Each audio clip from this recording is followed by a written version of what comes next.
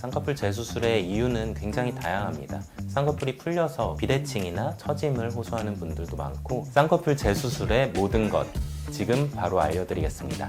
쌍꺼풀 재수술에 대해 더 궁금하시다면 아래 본문의 링크를 클릭해주세요.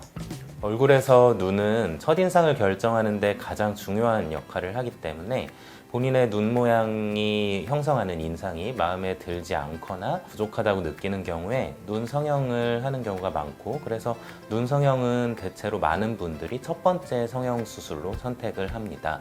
이렇게 쌍꺼풀 수술이나 눈 수술이 보편화되면서 많은 분들이 수술을 이미 한 번 한 분들이 되었지만, 그 수술의 결과가 만족스럽지 않거나 아니면 조금 더 욕심을 내서 더 다른 이미지로 바꾸기 위해서 쌍꺼풀 재수술을 결심하는 경우들이 굉장히 많습니다. 쌍꺼풀 재수술하면 기억에 남는 모녀 환자분이 있어요. 어머니께서는 30년 전에 쌍꺼풀 수술을 하셨던 분이었습니다. 그 당시에는 이렇게 알아보신 것도 아니고 성형수술을 전문으로 하는 병원에 가야 된다는 생각도 잊지 않으셨기 때문에 그냥 어떤 병원인지 기억도 안 나고, 심지어 그 병원의 의사분이 전문의인지 아닌지도 기억이 안 나신다고 하고, 근데 그 당시에는 이 쌍꺼풀 모양에 대한 관심도 별로 없으셨고, 그냥 쌍꺼풀이 생겼다는 것 자체로 모양이 그렇게 예쁘지 않음에도 불구하고 그냥 만족스럽게 생활을 하셨다고 합니다.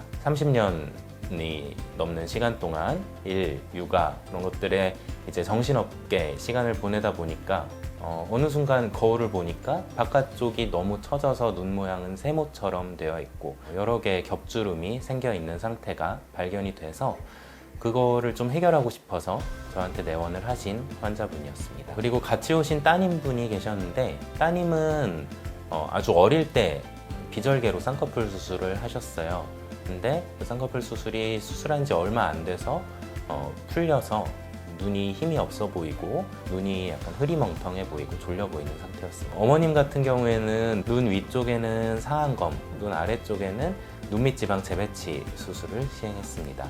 그리고 따님 같은 경우에는 쌍꺼풀이 풀려 있고 눈 뜨는 힘이 약해서 이마로 눈을 뜨는 상태였기 때문에 절개 눈매 교정 수술을 했습니다. 아무래도 한 번 풀렸던 눈은 더 강한 힘으로 고정을 할 필요가 있거든요. 아이디병원 같은 경우에는 더블락시를 이용한 절개 눈매 교정으로 튼튼하게 쌍꺼풀을 만들었습니다. 첫 수술 같은 경우에는 그냥 막연하게 높고 화려한 라인으로 해주세요, 연예인 누구 같은 라인으로 해주세요, 이렇게 본인 얼굴에 맞지 않는 요구들을 하시는 분들이 많아서 그런 상담이 좀 길어지는 경우들이 많은데, 재수술 같은 경우에는 이제 환자 본인이 어떤 쌍꺼풀이 안 맞고 어떤 쌍꺼풀이 좀 어울리는지도 좀 알고 계시는 분들이 많고, 또 어떤 게 해결되면 좋겠다고 본인이 먼저 요구를 하시는 경우들이 많기 때문에 그게 이제 가능한 부분인지 가능하지 않은 부분인지 설명을 해드리고, 가능한 부분들을 최선의 결과로 교정을 해주면 되는 경우들이 많거든요. 그래서